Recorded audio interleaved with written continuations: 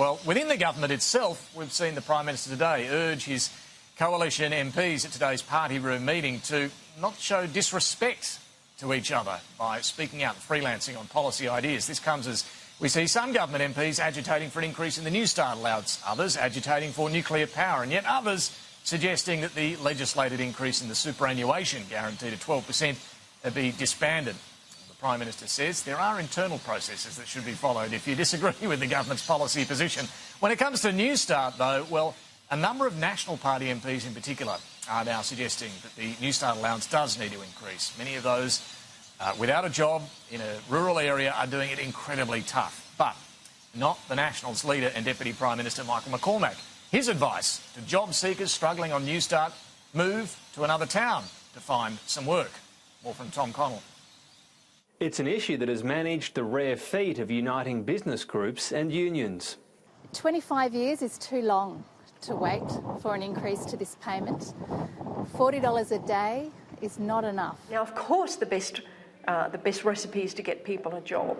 But if people are in a state of real poverty and they can't afford the clothes to go to an interview, their health deteriorates, they're evicted from their house, they've got no capacity to kind of pick themselves up, that's not going to get them back into the workforce. And now some in the government are listening. Barnaby Joyce has become the fourth coalition MP to advocate an increase to Newstart. We have to sort of be aware of those who are really doing it beyond tough. There is some sympathy from his Nationals leader. It's not meant to be a living wage as such. So it should be a very meagre existence, but it's only supposed to be a safety net between jobs. But Michael McCormack is offering a different solution. What I think we do need in this country is a more mobile workforce. There are jobs there. It's just that you're not always going to get your job in the hometown that you've grown up in. Barnaby Joyce says that won't help for everyone.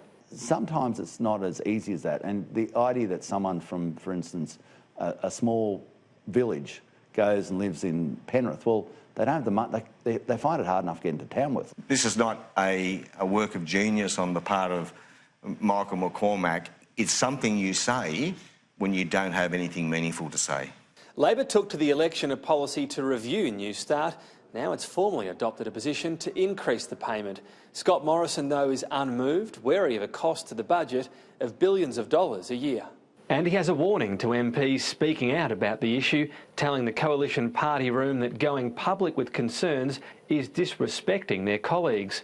It's an early attempt by Scott Morrison to exert his authority after his miracle election victory. Tom Connell, Sky News, Canberra.